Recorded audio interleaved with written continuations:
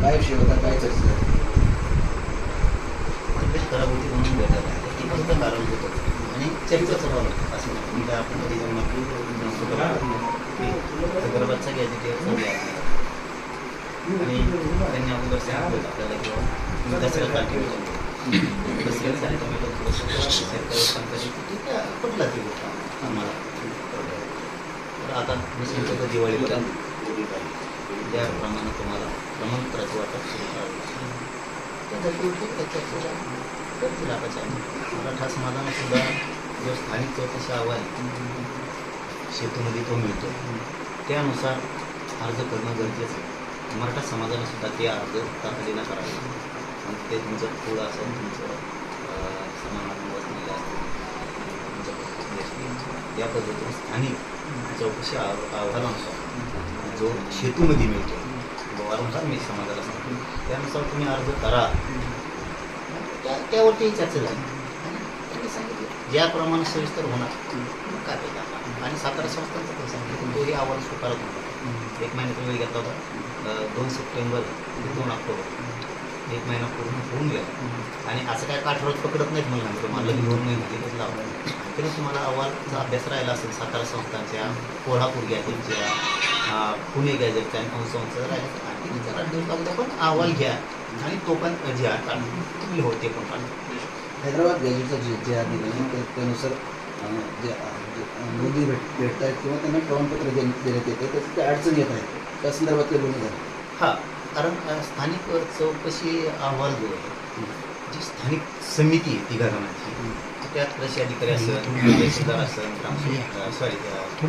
तलाठी असेल आणि ग्रामसेवक असेल. गावागावात आणखी मराठवाड्यात ते पण नियुक्त आहे.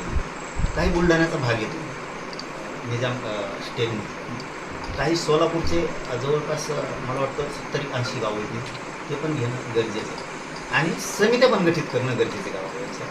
काही जवळ केल्यात असं म्हणून त्यांचं काही जागर नाही तर आम्ही ते आता प्रत्यक्ष फोन लावून त्यांना ते सिद्ध करून देतो. त्याच्यामुळे आता ते तातडीनं आयुक्त साहेबांना त्यांना आता त्यांच्या उपसमितीच्या धर्तीमध्ये ताबडतोब आदेश काढून सांगते गठीत करा. पण माझंच मराठा समाजाला सांगतो की आपला जो JR निघाला हैदराबाद गॅजेटचा त्या JRच्या नुसार स्थानिक चौकशी हवा आहे प्रत्येक शेतूवरती मिळतो. त्यानुसार सगळे कागदपत्र जमा करून कुणबी प्रमाणपत्र मिळण्यासाठी अर्ज करा. तहसीलला करा, तहसीलला नसेल तर तुमच्या गावातल्या तलाट्याकडे, ग्रामसेवककडे करा, कृषी अधिकाऱ्याकडे करा, गावात करा, पण करा. तुम्ही आता गप बसू नका. कारण आपल्याला हे टिकवायचं. आपल्यावर जाणारे लोक खूप आहेत मराठ्यांवरती. मराठ्यांना शत्रू पण खूप येतात. मराठ्यांना खूप शत्रू आहेत. आमच्या लेकरा बाळ कोणाला मोठे होऊ देवा. आणि आज मराठ्यांचा व्यवसाय हा शेती. आमचं कुळच असं आहे की आमचं शेतकऱ्यांचं कुळ आहे एक मोठं.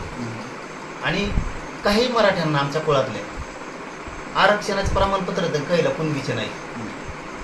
पण आमचं कुळ एक आहे, व्यवसाय एक आहे, आमची परंपरा एक आहे, आमचं सगळं राहणीमान, सणवार, आमचे रोटीबिटी व्यवहार, आम्ही जे व्यवसाय करतो ज्या आमच्याच आमच्या कुळात काही नको प्रमाणपत्र तर काहीला नाही. आणि व्यवसाय आमचा सारखाच आहे.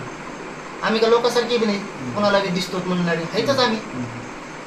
मग ते कुळाप्रमाणे सुद्धा आपण सारखे म्हणजे आमचा शेती व्यवसायाचा आमचं कुळ आहे. आमचा सगळ्यांचा व्यवसाय शेती आणि आमच्यावरती तरी जाणार आहे. पण आमच्या हैदराबाद गॅजेटचं सारखे दस्तावेज शिंदे समितीनं आणून विश्वास कोणाला बी दिसतोच म्हणणारे आहेतच आम्ही. मग ते कुळाप्रमाणे सुद्धा आपण सारखे म्हणजे आमचा शेती व्यवसायाचा आमचं कुळ आहे. आमच्या सगळ्यांचा व्यवसाय शेती आणि आमच्यावरती तरी जाणार आहे. पण आमच्या हैदराबाद गॅजेटचं सारखे दस्तावेज शिंदे समितीनं आणून विश्वास तरी यांचा विरोध आहे. मराठ्यांना माझं सांगणं आहे आपल्याला खूप लढून आपण मिळवलं. सोन्यासारखं आरक्षण आहे. आपल्या लेकरा बाळाला तोंडाला आल्याला हातातोंडाशी आल्याला घात जाऊ द्यायचा. हो, ताकदीनं लावून धरायचा. आपल्या JRला धक्का लागू द्यायचा. हातातले काम बाजूला फेकायचे आणि वेळ आली ना आपण बी तोडीस तोड ताकद दाखवायची.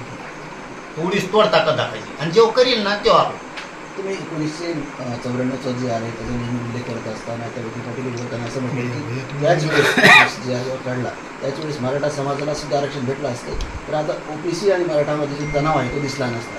ते शरद पवारांनी त्यावेळेस करायला पाहिजे असंही ते म्हटलं. नाही, एक तर अर्थाची गैरअर्थ झालं गेलेल्याला दोष देणारातला मी नाही. मी त्या दिवशी पण बोललो, पण काही मीडियावरले बांधवांनी त्याचा वेगळा अर्थ दाखवला. तसा अर्थ नाही. माझा म्हणण्याचा उद्देश काय होता की 1994 ठीक आहे, आमचं म्हटलं झालं, आम्ही आमचं बघू ना, करूच आम्ही आमचं लढून मिळू कसं. पण ज्या माणसानं ज्यांच्यासाठी 16% आरक्षण दिलं 1994 त्या लोकांनी उपकार नाही ठेवला हो त्यांचा. हे माझा म्हणण्याचा उद्देश. किंवा आम्हाला तर नाही दिलं, तुम्हाला दिलं तर तुम्ही तरी त्यांच्याकडे राहायचं ना, तुम्ही सोडून गेले. म्हणून माझा म्हणण्याचा उद्देश होता की त्यांना पश्चाताप झाला असेल. आपण यांना 16% आरक्षण दिलं तरी यांना उपकार नाही राहिला. उपकाराची परतफेड अशी केली की एक माणूस जवळ नाही राहिला. त्याच्यापेक्षा मराठ्यांना दिलं असतं तर बरं झालं असतं.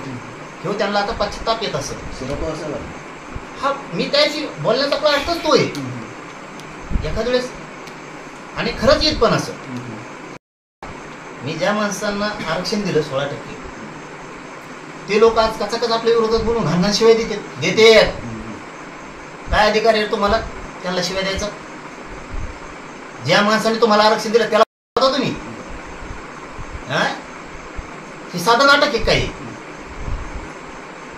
आणि मग त्यांना पश्चाताप येत असेल ना, ज्यांना दिलं तेच आपल्या बरोबर नाही, त्याच्यापेक्षा मराठ्याला पण दिलं असतं तर बरं झालं असतं असा पश्चाताप येत असेल असं म्हणणे. आता 94 झालं गेलं ते आता त्या विषयात उकरून काढण्यात मजा नाही. पण जे वाटलं ते खरं आहे. कारण छगन भुजबळला मोठा करणारे तेच, आरक्षण बी देणारे तेच, आणि आज ते सोबत नाही. कोणत्या जाती त्या 16% आरक्षणात बसल्या त्या जातीला तरी पवार साहेब उपकार म्हणायला पाहिजे होता ना. काय चुकीचं बोललोय त्यांच्यावर, काय टीका केली का मी? तरी पण त्यांचा अनिल देशमुख काय माझ्या विरोधात बोला आधी तेव्हा मी बोललोय. नसता मी आतापर्यंत त्याचं नाव सुद्धा घेतलं नव्हतं. 1994चं जे अर्थ त्याला काय बोलायचं, त्याचा काय संबंध आमच्यामध्ये बोलायचं? तू आमच्या आरक्षणात येऊ नका, मराठ्याला पण असं काहीतरी बोलला मी, काय बाहेर बघितले नाही. काय करायचं त्याने देशमुखला बोलायचं? करायचं काय त्याला? आम्ही आतापर्यंत पवार साहेबांचं नाव घेतलं का? त्याला काय बोलायची गरज होती? तो बोलल्याला आम्ही बोललो, आधी आम्ही बोलत नाही. गैरसमज करणाऱ्याने भूतच गैरसमज करून नाही. मी आणखी सुद्धा पवार साहेबांवर टीका केलेली नाही. आणि तुम्ही लई येड्या करायला लागले तर मला मग बाखळा काढावा लागल. मग ते सुद्धा क्लिअर सांगतो. मग तुमचे इतकं वाखळा गाभार मग कोणाकडेच नाही इतकं माझ्याजवळ आम्ही केलंच नाही. आम्ही फरक सांगितलं. हे त्यांच्या कार्यकर्त्यांनी, माकडा मुकडांनी, चिलटं खाणाऱ्यांनी त्या समजून घेणं गरजेचं.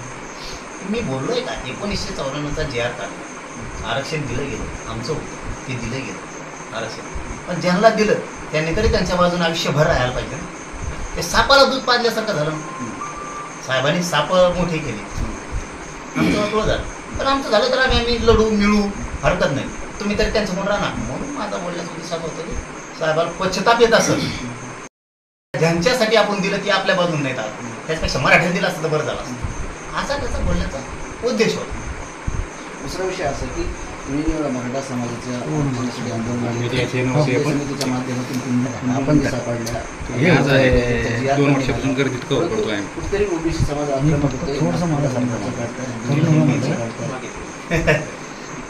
नागपूरचा मोर्चा म्हणजे टांगड्या फोडायचं काम. नागपूरचा मोर्चा म्हणजे असा मोर्चा आहे तो जीव जायना म्हणून हातला फोडायचे असं म्हणतात. त्याला एक तुझी मन बी मी परवा दवाखान्यात सांगितलं, झोपेतून उठला आणि पिठात नव्हतला असं काय मी त्याचं. अचानक कुंकून काढून उठला, ओबीसी अरे करत करीत बसला. गडी गुटगुटीत होता, चिकना चुपट दिसाय. आता याला दिसतो पे असा निळा पाळला. घेणं रे त्यानं काही गरज होती. ती काँग्रेस चांगलच आहे, ओबीसीशी त्याशी काही संबंध नाही. कारण त्यांना काय जवळ आले निवडून बोलायचं ओबीसी कोण तेवढं मतदान करून. ओबीसीची अशी फरफट लावली 4-5 जणांचा आभार येईल. ती येवल्याचं एक अलिबाबा, आणखी 2-3 जण इकडची ती काही परळीची टोळी धरून आणतो इकडून तिकडून. आता हे नवीन एक उठला आहे नागपूरचा, अशी हे 5-7 जणांनी काय केलंय, यांच्यात लागली रेस, निवडणुका जवळ आहे, आम्ही ओबीसी आरक्षणासाठी भांडलो असं मत दाखवायचे का आम्ही. तू ओबीसी आरक्षणासाठी नाही भांडलो, तुला मतदान किती पडत यासाठी भांडतात तुम्ही. तुमची फक्त मरमर श्रेय घेण्यासाठी चालली, नेतृत्व बनण्यासाठी चालली. ओबीसीला तुमच्याशी काही घेणं घेणार नाही. कारण गोरगरीब ओबीसीला सरळ वाटतंय, नोंदी निघाल्यात ना